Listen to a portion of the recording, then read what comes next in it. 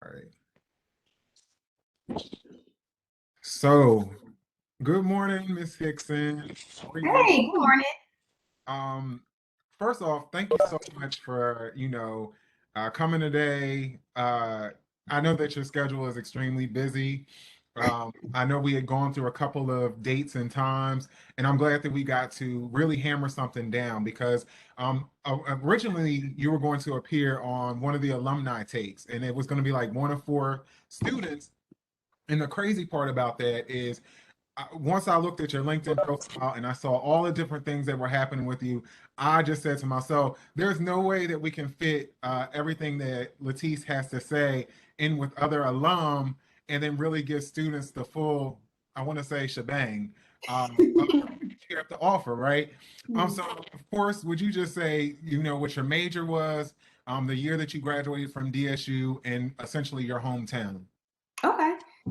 So I graduated in 2013. My major was textiles and apparel studies, but I also had a minor in marketing.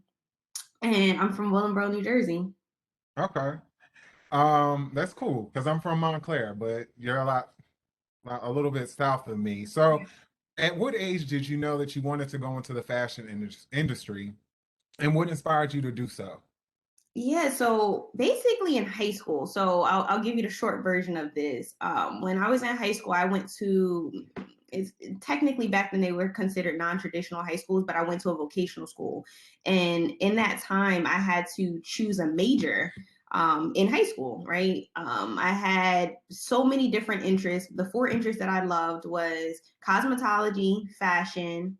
Hey, Tiffany from Willowboro. It was cosmetology, fashion, marketing, and culinary, which obviously all four of those are very, very different, right? So, during like your first, I guess your first semester at BCIT, you have to choose, you basically go through all of them for a short period of time to see which one you like. It's called your exploratory period.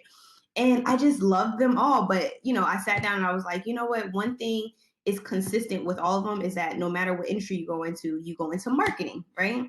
So fast forward 4 years later, being a marketing in high school, right?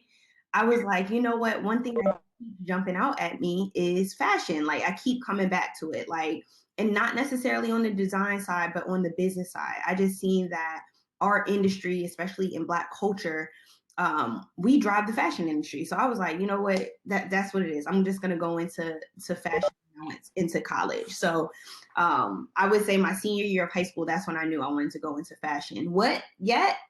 I still was kind of figuring that out. I actually figured it out right before I started school in the summer of my senior year. I was like, I figured out like I started looking up different careers in fashion. I knew I didn't want to necessarily design. I just don't have the patience. For all y'all designers, I credit you. Okay. I knew I didn't want to do design. I was into fabric, so I was like, okay, I could go down that path. But the thing that like jumped out at me the most when I started learning about different careers were buyers, right? Buyers in the fashion industry and what they contributed and what they did. So I was like, you know what? Done. That's what I want to do. If I could get paid to shop, that's what I'm going to do. So when I went to Del State, that was my mindset of I wanted to be a buyer in the fashion world. So, BCIT is Burlington County Institution of Technology, correct? Yep, yep. I used to recruit from that school, and I'm surprised. Well, by the time that you came to Del State, I'd only been here a year, so I'm pretty sure Hmm. start to do and work with BCIT till maybe 5 or 6 years later when I learned about all that they had to offer. But even more than that, you became a Hornet. So why? Why did you become a Hornet? And how did the university, sell themselves to you as this is where you were going to spend the next 4 years of your life? Hmm. So simply put, so I knew that I wanted to go to a HBCU. Like that was a done bun from day one. I was like, Mom, I'm going to a HBCU. And of course, like any other responsible parent, she was like, well, what about in-state tuition? What about an in-state university? I'm like, if it's not an HBCU in Jersey, I ain't going. So, so I actually narrowed it down to five. During high school, I went on a couple different college tours, spring break and things of that nature. So I was aware of a few that I really, really was interested in, and Dell State was one of them. But what took the cake was the fact of the program. During that time, there wasn't a ton of fashion programs, and then even more specifically, the ones that really catered into all different parts of the business within fashion world. I love that Dell State's program allowed me to like really dabble in everything to make me feel sure about what I wanted to do after school. So, from the visual merchandising component to obviously the design component that in my mind are already like, you know, knocked out. But I was like, let's try it. I've done it in the past. Why not? Let me just try it just to make sure, the business side of the industry. So I love the diversity in the program, that allowed me to really explore every avenue. It's crazy because one of my favorite classes was costume design. And I never even thought anything about costume design. But when I had that class, it had me second guessing everything that I thought I was going to be. I was like, I love this class. But in the weird fact, the reason why I love the class so much is I love history. So for me, that was like pairing two things of things that I loved. And then, it was great. Needless to say, I still went down the path of being a buyer. Costume design, Dr. O. Who did my costume? Yeah, Dr. O did costume design at the time. Yep. Yeah, she was really good, really good. So what experiences at DSU do you feel benefited you to be able to break and sustain in the fashion industry? So let me Um, say one thing. So from what I remember and when I first met you, you were highly personable, highly energetic, highly focused. Uh, yeah, which are something definitely studious. So yeah, those are some of the elements that you definitely need to go into any industry, right? Whether it's going to be fashion, marketing, business, you have it. But for you specifically, would you say? what were some of the things that I took from DSU that helped me outside of DSU post grad? Yep, that you benefited from. So I would say, and thank you, first of all, thank you. But no, I would say really getting involved around campus. I know that sounds hella cliche, but for me, that personally truly helps me, for a variety of different reasons. And I mean, like any variation of getting involved in something in school. So think of student organizations. Two organizations that I was in at the time. Let me think. Well, one, the fashion club, right? So that was like low hanging fruit to get to know my peers and everyone who was in my class. So that was one. Another one I was in, I feel like it's not there anymore.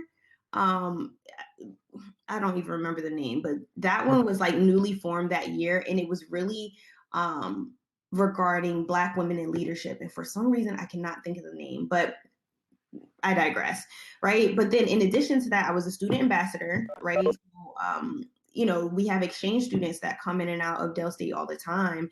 And I just thought that that was a really cool thing to learn about somebody else's culture. So I was a student ambassador.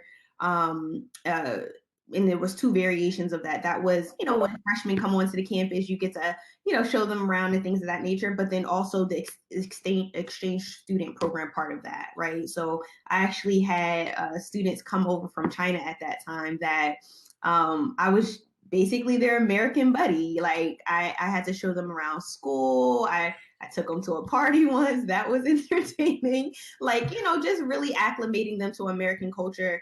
But then for me, it was like I was really exposed to their culture. In that time, for my foreign language, I was taking Chinese, so that also helped the whole situation. But that experience in itself just allowed me to see different things differently in that time in my life. Another opportunity is work study, right? For me, it was not only just so I can get paid, but it exposed me to students that I wasn't necessarily seeing all the time. I worked in the English building with Miss Dawn. I don't know if Miss Dawn is still there, but I was Miss Dawn, who was the secretary of, I want to say, the English department. and I was her secretary. I was the secretary. But in that time, I got, in that time, I had the opportunity to, one, get my work done. I really just dealt with students that was coming in and out and filtered who needs to see Miss Dawn and then who went beyond that, right? But then it also allowed me, like I said, I was in a completely different building than our building on the other side of the campus. So that exposed me to different students, different opportunities that was in that building that may not have lived in ours.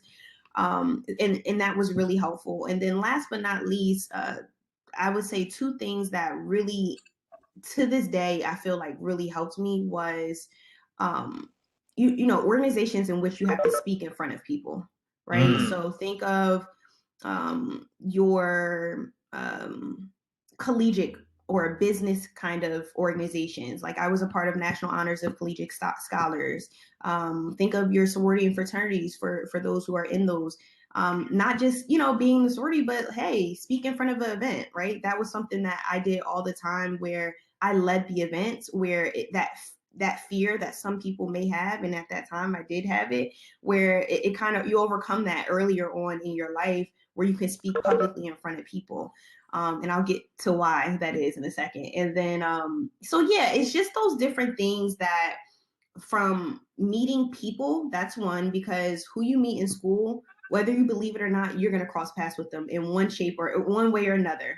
Good, bad, or indifferent, you are going to cross paths with at least one Hornet. I travel a lot for work, and every time I'm in a new city, I hit up someone that went to Del State, whether they were in my class, above me, below me, someone that either A, I didn't know, or B, I did know, and like, I'm just catching up, right? It's not weird to do that. I tell my little brother all the time, like, it's not weird to see someone in a new city or whatever the case may be. I'm like, hey, sorry, you went to Del State, or hey, I haven't talked to you in a while, let's link. You never know what's going on in their world that can parallel with what's going on in your world. So that's one thing. And then, like I said, the whole public speaking thing, I'm not speaking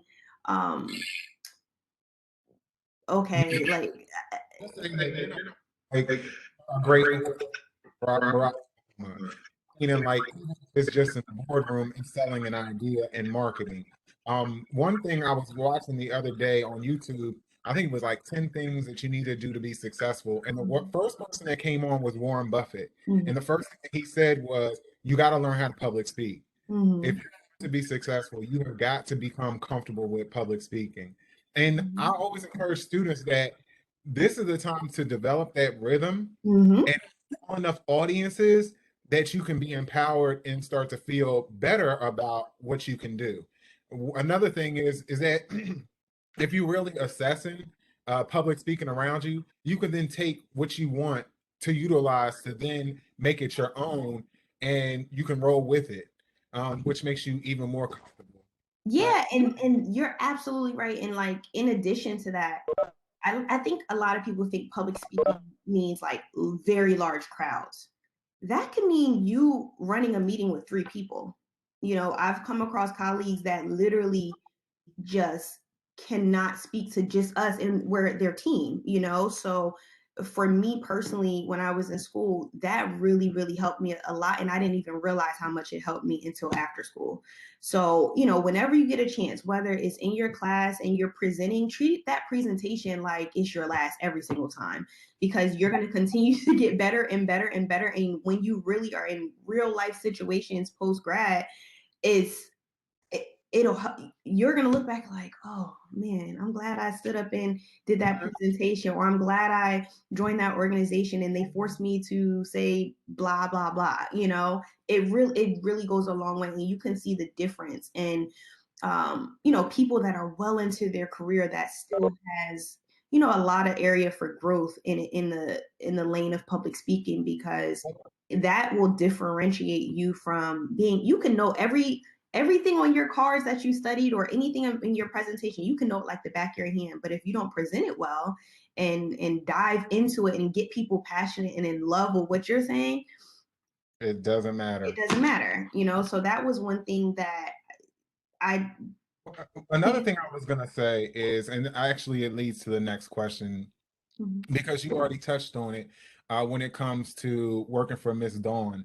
And Mhm. one thing that I definitely try to do is empower students to utilize and to sell themselves to different people on campus, whether it is an administrator, a staff, a faculty member, because when you immerse yourself around people that are not like you, you're able to develop their strengths. Mhm. Like for me, when I was at Del State as a student, I was able to be around a lot of strong individuals that had strong work ethics. So Mhm. then I no longer felt that I should have the need to not have a strong work ethic. So for you, I'm wondering, the relationships that you develop with administrators, faculty, staff, or even like you just mentioned, fellow peers, um, how important is that? I mean, you do mention about networks, but also those other areas. Because, like you said, I know that you are part of SGA. Mhm. And so, really, what I'm diving for is opportunities that you were able to get because of administrators that you knew. Yeah, so I will say two things. One, um, the let me start here. I'll start on the student side. I cannot stress the importance of your network. Literally, the cliche saying, your network is literally your net worth. Your who you like partner with, who you work with, whether it's class projects, whether it's your work study, whether it's just someone you randomly walked up to and met and y'all clicked, and y'all vibed, and now y'all have some version of a relationship. That goes a long way, and I'm gonna tell you why. So one of the people that I recently hired was actually also a fellow Hornet, right? But he was someone that was there. He was a senior. Sorry, he was in a grad program when I was a freshman, right? So I had seen him like in passing one time, but he was in grad school, right? So I didn't see him that very often. But I knew a lot of his friends, a lot of his friends. Fast forward to where my job is today, and I was looking and I was hiring for a person to work on my team. His friends that I knew hit me up and was like, "Hey, my boy is interviewing for this role. I vouch for him. He was actually there. I don't know if you met him, blah blah blah. But trust me when I say he's a good person. Here's his resume. Look through it, X, Y, and Z."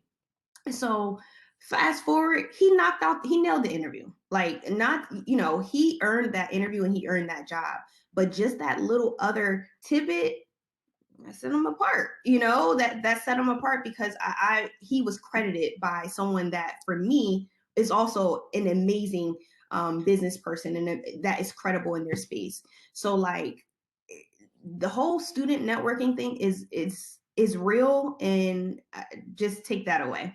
The second part to that is the faculty and staff. You hit it right on the nail. Like, it's certain things that Dr. O, like when I was in my freshman year, I would I was struggling in my design class, right? So I would go to doctor all the time, like, hey, can you help me out? Can you tutor me on this thing? Can I come back after class and redo it? Whatever the case may be. And I guess she saw that in me, where she was like, okay, I'm going to partner you with some of the upperclassmen.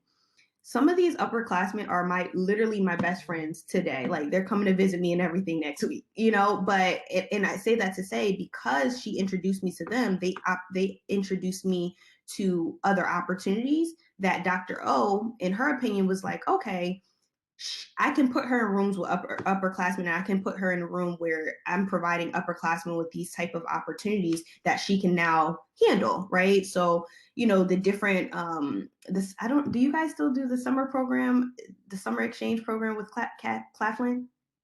No. No. Okay. Well, at that time, that was an upperclassman opportunity, but I had the opportunity to do it my freshman year because of the relationship with Dr. O. Even though I was struggling, she knew that I wanted it. She knew that I wanted to be better. So she allowed me to do that exchange program during that time. That was something that was technically dedicated for upperclassmen who wanted to take that opportunity, right? Miss Dawn, I met the most leadership on the campus because of Miss Dawn. Her saying, okay, let's take our lunch break. Okay, I'm going to walk you to this room and you're going to meet this person. I'm going to walk you to this room and you're going to meet this person. I found out about about the fact that we're like, at the time, the credit difference to have a minor in marketing was like, let's say 2 or 3 classes. I learned that because Ms. Dawn took me to another professor that was in the business organization that was like, oh, you're a fashion student? What do you want to do? And I explained, and he was like, oh, you should probably have this in your pocket too. It's only 3 classes off. I didn't know that, and I was like, those were the type of things that, faculty and staff really like just help you with. They know certain things that you don't know. And when you build that relationship, you build that trust or that likelihood, it's like, okay, let's go. Let's do a little tour around campus. Let's build your capabilities. Let's build your network. And I appreciate that to this day. So if we fast forward and upon graduation, did you have an exact plan to secure gainful employment? And either way, what was the path that you took to employment, whether you I had had a gainful plan. employment or not? I had a plan. It didn't go that way. My plan. So I'm gonna add on to a question you asked me before about why DSU, right? And I said because it had a fashion program. But what I didn't know at that time is um, in full transparency, at that time, the program is not what it is today, right? The opportunities of, let's say, a career fair at Del State.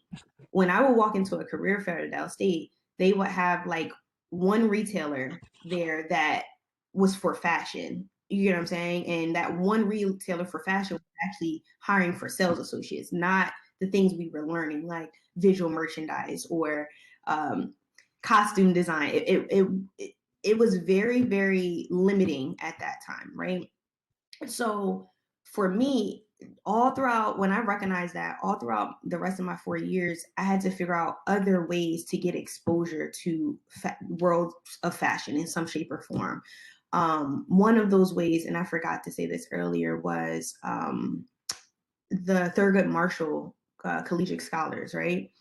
I had a chance to be a part of that. And I did their program where you go to this conference, and in that conference you submit your resume to Fortune 500 companies all around, and if all goes well, you get interviews on site, right?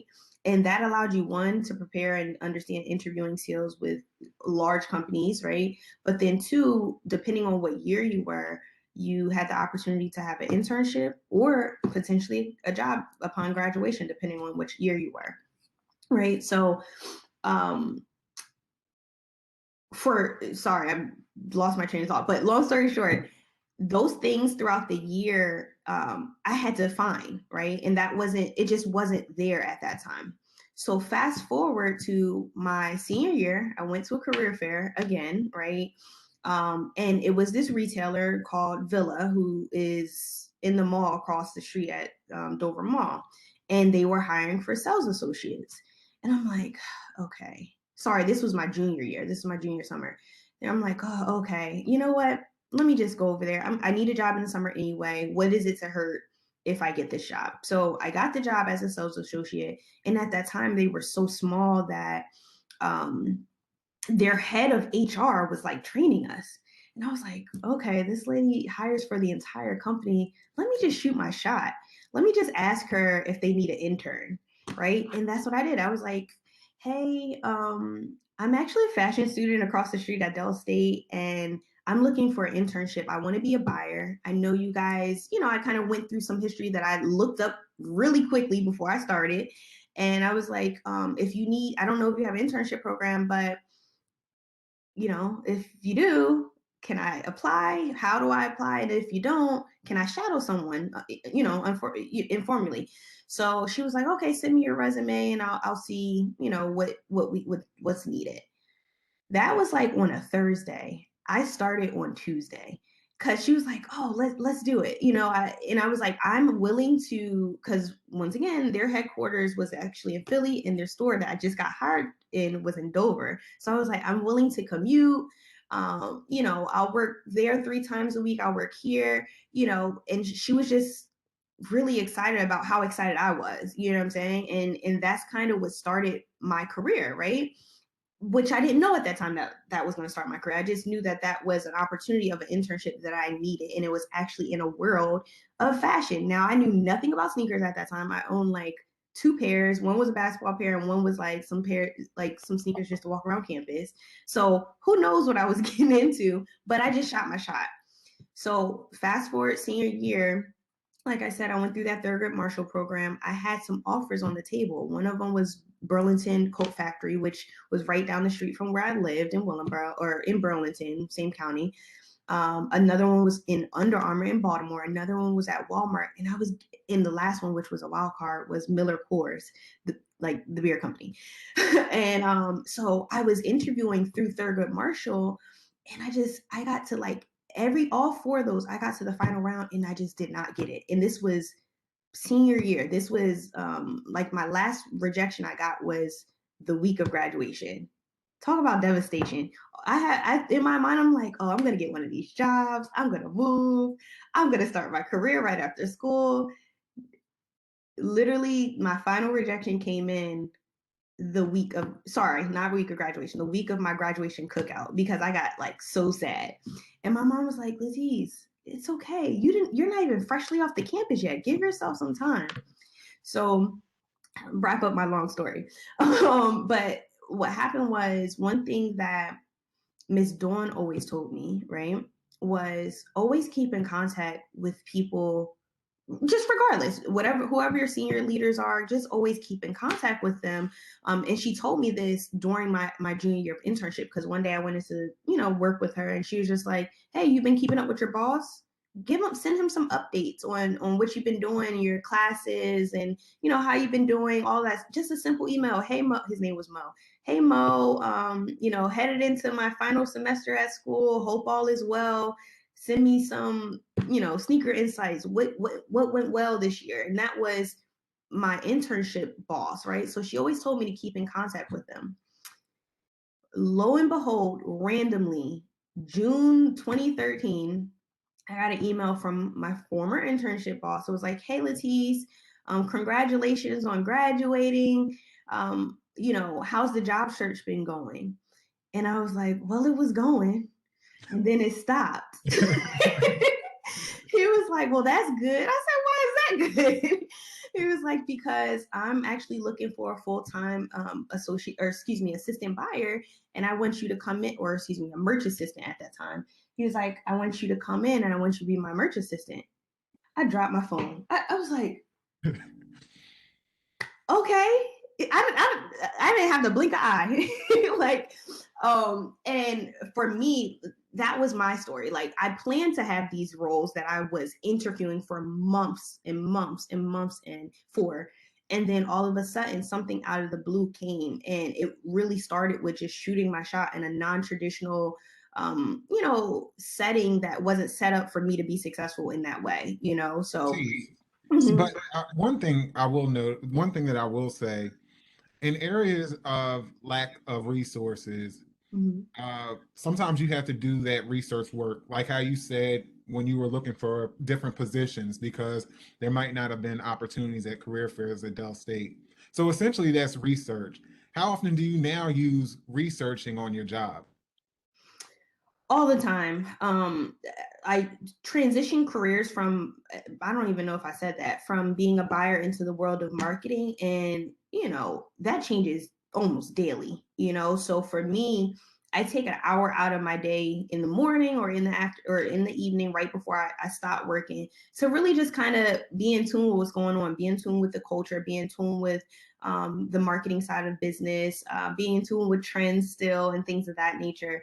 And for me, that one sets me up um, to be just confident in a room, right? You don't want to feel like you're the person in the room that doesn't know what everyone's talking about.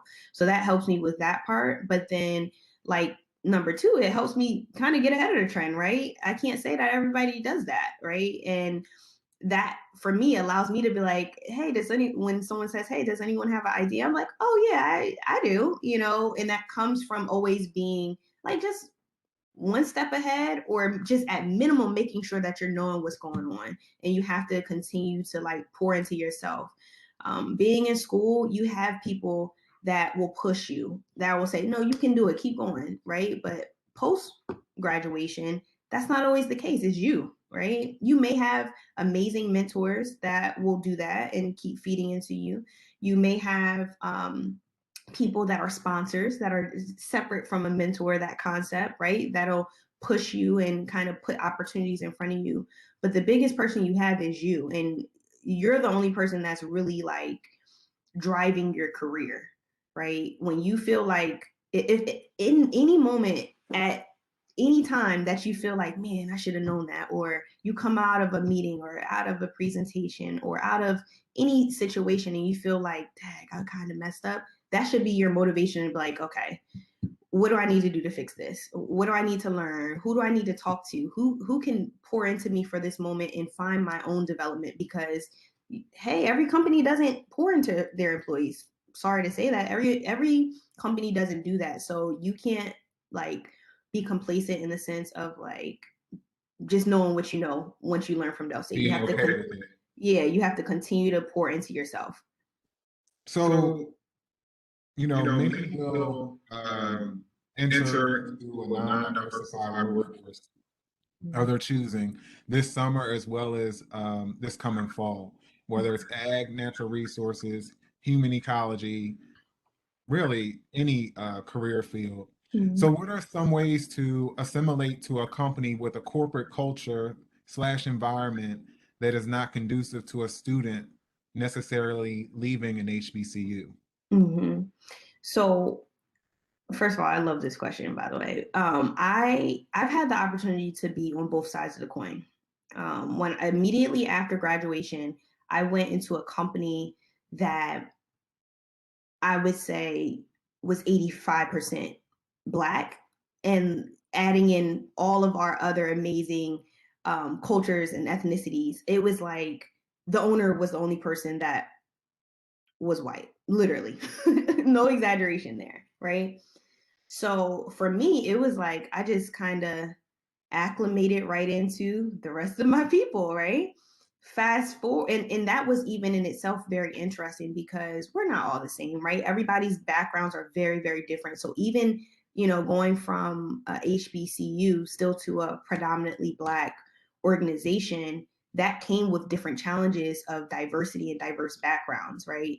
There may be some things that y'all all agree on or all understand, but there are some things that you'll go toe to toe, like, well, wait a second now, and you have to really understand that your point of view is your point of view, and you have to be willing and open to learning and understanding someone else's point of view. You may not agree with it, but just listening and taking it in, understand, asking questions, right, to really understand how they feel and how you guys can come to a conclusion that everyone feels good about, right? So coming straight out of school, I went to a predominantly Black organization. Right after that, I went to I was one of 5 Black people in my building. Okay. Um, and it wasn't even just the people, it was the dynamic of that company was vastly different than where I came. Where the company I was prior was relatively youthful. Everyone was either 5 years post grad, and then the jump between that was like they were all in their early 40s. So that company in itself was much younger. The second company I went to was on the other side of the age range, right? So the dynamic was just completely different. And for me, it was like very, very challenging for multiple reasons. One, like I said, I was one of 5 Black people in that building. Two, I was a woman, just plainly put, I was a woman. And then three, I was young. I was younger than the majority, right? So those three things stacked against me. And then the last fourth thing, which was smaller, I wasn't from there. A lot of people in that building were all from that area, and I came from the East Coast up north, where my perspective on a variety of different things are vastly different from theirs. So those four things was like hurdles that I always had to like in the first year of working there, I had to get over, right? I had to build trust and once again, that conversation of being the one that knows what's going on and being ahead of the curve and then proving myself, right? And I think that that in itself gained their trust and my credibility, right? But then the next thing was being my authentic self. I didn't change. I didn't change not one bit when I went into that building. And for today's culture and today's society, that is beyond valuable. You know, corporations, companies all over North America are looking for young Black talent like all of you to be their authentic self, to make sure that how they are showing up is authentic to their consumer. So, Mm. you know, no, you don't need to, and I say this to every person that I talk to that's in school in any shape or form, always be professional, but don't change who you are, right? Because who you are is what makes you different. And that's what companies need. If everyone was hired, was the exact same, you're going to get the same output and your consumers are going to receive the same output, right? So for me personally, that after I granted or after I had that credibility check, after I proven myself in a variety of different programs check, that icing on the cake was I stayed authentic from the time I got there until the time I left. And my POV, my point of view was valuable to them because it was different from everyone else. And I think that no matter what industry you go into, you have to always like remember those things. Be your authentic self. Be always show up in the room. You're in the room for a reason. So don't be quiet. Like you're in the room for a reason. Make yourself known, and whatever's coming out of your mouth or whatever you're saying, whatever you're doing, make sure that it's credible and you feel good about what you're saying, you know. So I would just say that no matter what industry you go into, just make sure that you're always ahead of the curve of knowing what's going on. You're credible, you're authentic, and you're passionate about what you're saying overall, because that's gonna rub off on other people, you know, And and it goes essentially, a long way. but I was going to say, essentially, that's what makes your own brand, what makes you, Yes. you just happen to work at this corporation or organization. But can you explain a little bit about, is it lead? I don't want to say it wrong. Yeah, lead. Yeah, can Mm-hmm. you explain? Because I know that you said that you moved from one area to another. Mm-hmm. As far as now, you're in more or less like marketing. Yep. So So you, I somewhat quickly changed from the buyer path on the side of the house to the marketing side. For me, and the only reason why it was I enjoyed buying, but let me not say the word enjoy. I appreciated that I went into the career major that I studied and worked hard for. Like I appreciated that. But what I realized was a lot of the industry specifically of athletic specialty, that type of buying wasn't for me, simply because it was a lot of um not being in front of people as often as I would have preferred, right? And I realized a lot of the assignments that I was doing in that time, the things that I enjoyed was actually in front of people, like the end result, right? And a lot of buying is the beginnings. And for me, I'm more of a people person that likes to ask you, like, well, why did you buy that? What drew you to that shoe? What drew you to that outfit? And I realized quickly, like, that was my marketing brain kicking in. So I switched into that world probably 2 years post graduation. So I've been in marketing um, since then, right? And I've been on the brand marketing side, which to simply put, anything in any Foot Locker store that you may walk into, Foot Locker store or online, anything that you see really has to come through me and my team, right? Anything that's consumer facing. So whether that is a social post, whether that is the landing page when you go on our e-commerce site of the picture that pops up right there. When you go into our stores, how the mannequins are set up next to a particular fixture, all of the visual merchandising in there. The if we have an event in a city near you, those are the things that like my team identifies, like how do we make sure that the Foot Locker DNA is coming to life in all of these programs while partnering with a Nike, an Adidas, a Puma, a Jordan, making sure their DNA is in it and our DNA is in it to make sure that the brand is coming to life for the consumers in a consistent manner from the time you see on social all the way to the time you buy in our store or buy online. Wow.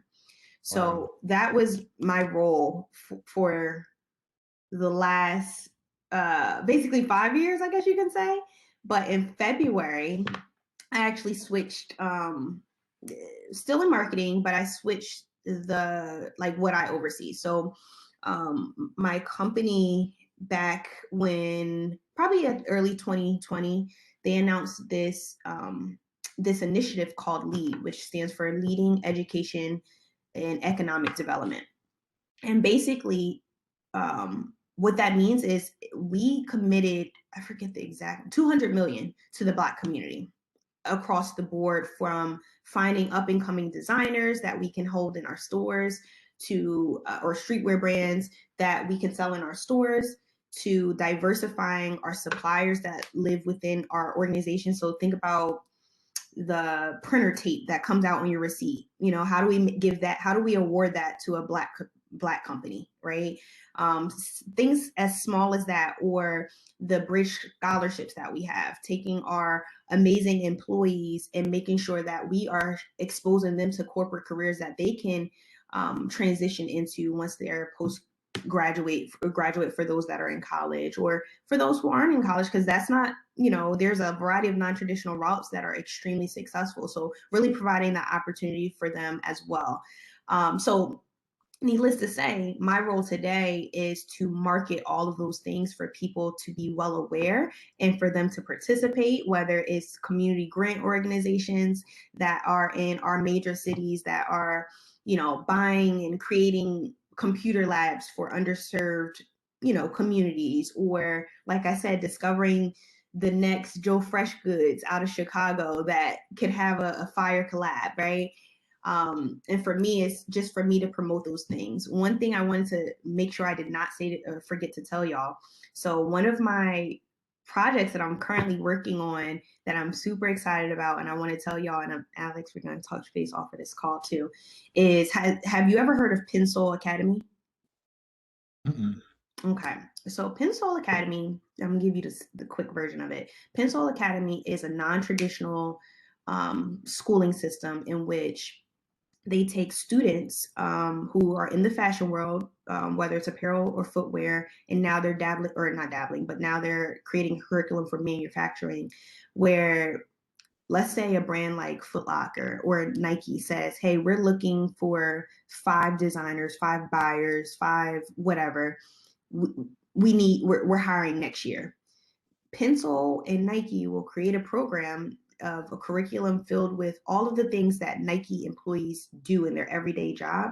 It will create that curriculum, and then they will teach those students exactly what Nike needs, so that when they're done that curriculum, they get hired immediately into that particular partner, right? They do this all year round.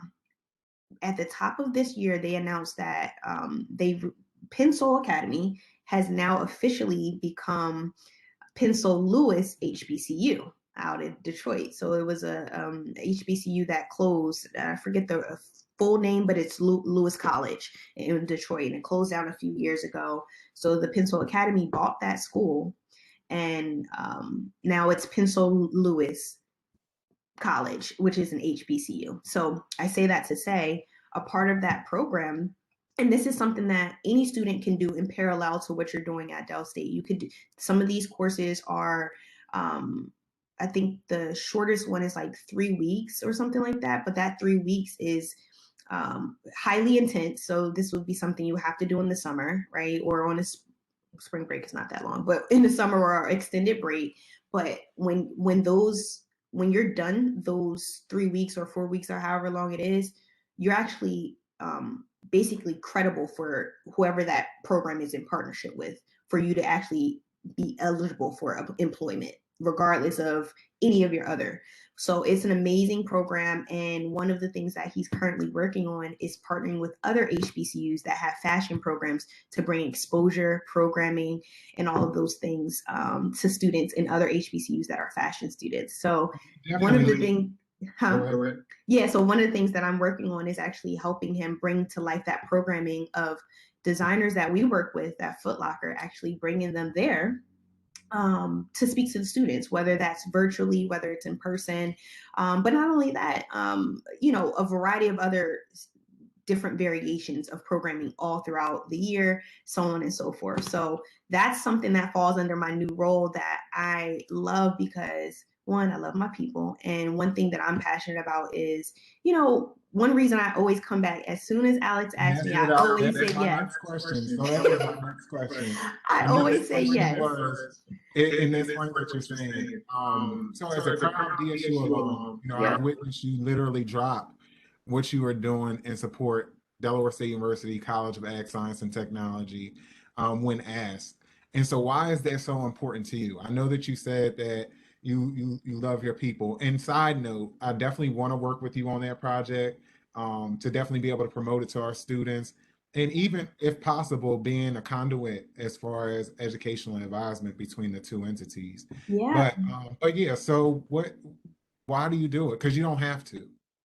One thing, like I said, those opportunities wasn't necessarily there when I was there. And then on top of that, I didn't see specifically for the textile. I know the whole college is on here of ag, but specifically textile, I felt like during that time, the agriculture side has so many alum always come back and feed into them and just feed into them, right? You share their experiences and things and I didn't feel that on the textile side. So for me, it's like, I wish I had that. So I want to, if I have the opportunity to do that, I want to continue to do that. And, you know, our industry, the fashion, I said it earlier, it's driven by Black culture, and I'm going to be super transparent in that. Like, it's driven by Black culture, but yet we very little, very not very often do we get credited for that, right? And for me, if I have the opportunity to pour into the next generation or, the ones that are coming up behind me to be able to provide them with the tools that they need to be successful so that we can start getting the credit for things, I want to do that. Right.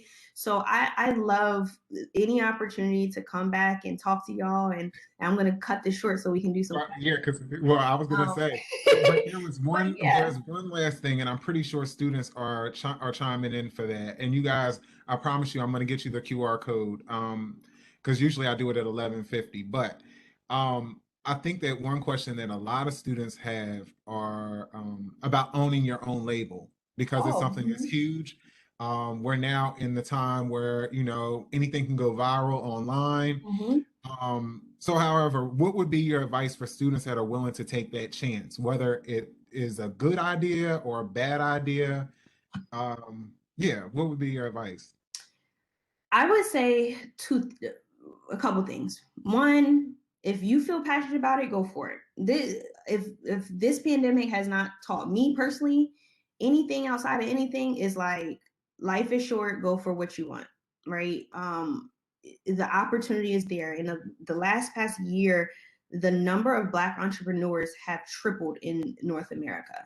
And that's because we're finding the confidence to go for what we know, right? And it's being successful because once again, we're leading culture. So I would say go for it, right?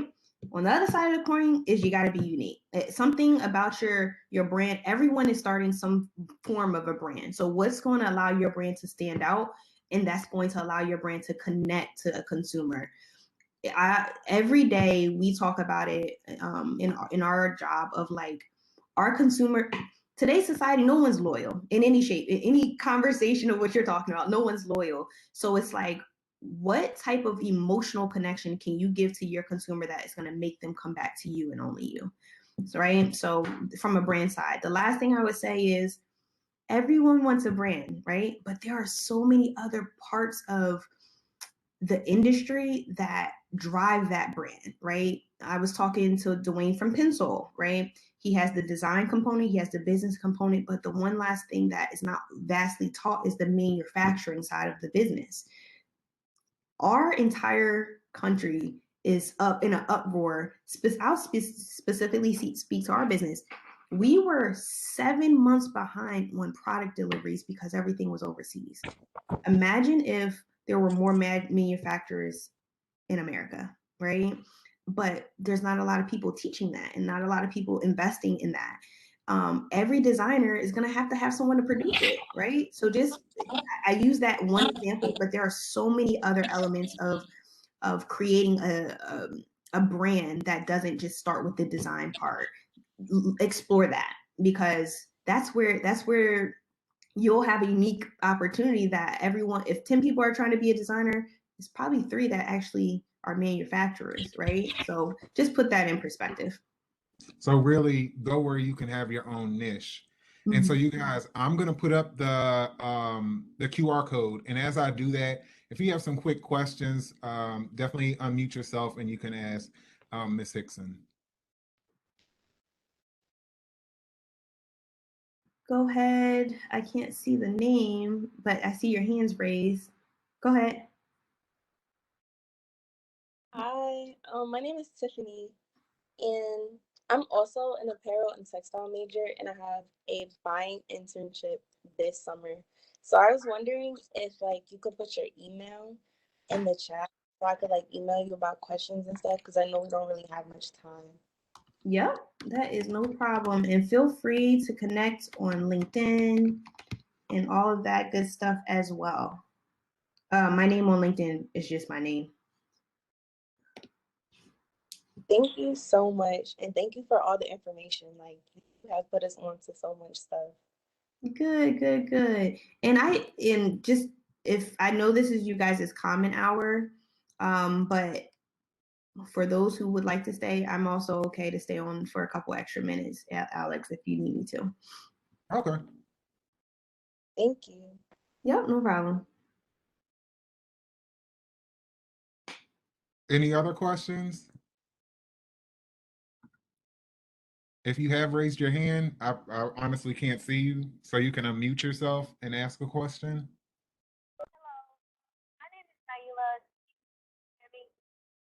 We Kinda. can't It's a hear little. you. Now, yeah, we cannot really hear you. Can you hear me now? Yeah. Yes, ma'am. Okay, so my question was referring to the program that you were talking about. How can we, as current or about to graduate students, get involved within the program? Yeah, the cool thing about that program is you don't necessarily like that program's open to anyone who is in love with fashion. So if you go to pencil.com, it may be called it's gonna forward you to the right website. If you type in pencil.com, it'll guide you to that website. Just check out the curriculum. And like I said, there's going to be a variety of other things that partner with HBCUs. But in addition to what you're already working on in your current degree, that's something that you can do in addition, right? Whether, like I said, in the summer or whatever the case may be. And like I said, it's not necessarily dedicated for just college students. Anyone can actually join that program and get placement. I read this one crazy fact that it was like, I want to say 78% of Black designers in athletics specialty retailers like a Nike, Adidas, Jordan, etc., came through that program. And I was like, Wow. what? I wish I knew about this when I was younger. So I like to tell people, especially in our world, about that program because he's doing amazing things. Dwayne, his name's Dwayne Edwards, who's the owner and now president of the actual college, who was not a college graduate, and that was his whole thing. He was a designer at Nike for 20 plus years, and he was like one of 3 Black designers for so many years, and that's why he started that university, or excuse me, that college. Okay, thank you. Yep, pencil, and I'll spell it down here for you guys. Pencil.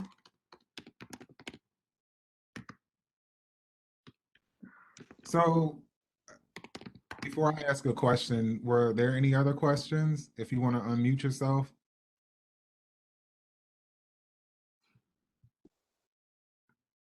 So my question is, you've moved pretty fast in the amount of time since graduation, right? Mhm. And so with that being said, are there any personal or professional goals, dreams, or aspirations that you'd like to conquer now going forward? Yes, my goal, my long-term goal is to be a VP of marketing in a space of purpose-based marketing. So that's a really wide category, but that could be simply put anything that's really directly impacting someone. So, stuff like this to me is also considered purpose-based marketing because I'm directly affecting students who are on this call. Things like the Pencil Academy is purpose-based. If you're on the marketing side of that house, purpose-based marketing, community organization marketing. Even if you think about from a fashion lens, right? Think about all of your athletic wear, think of a Lululemons of the world and things of that nature. The purpose of that is to get people fit, right? And engaging in those things. So for me, my next title goal is VP of marketing in the long term, but the direction I want to go is purpose-based marketing to really affect the people that I'm working with, so that's next up for me. Okay. Well, I mean, I'm always appreciative of you, but and also I definitely would definitely like to talk about pencil at some point in time. But I really appreciate you taking out the time to talk with our students.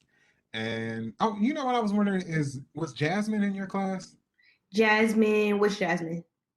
Daggone, she's tall. She No, actually came back to Dell State and taught for a little while. she's ahead of me. She's 2 years ahead of me.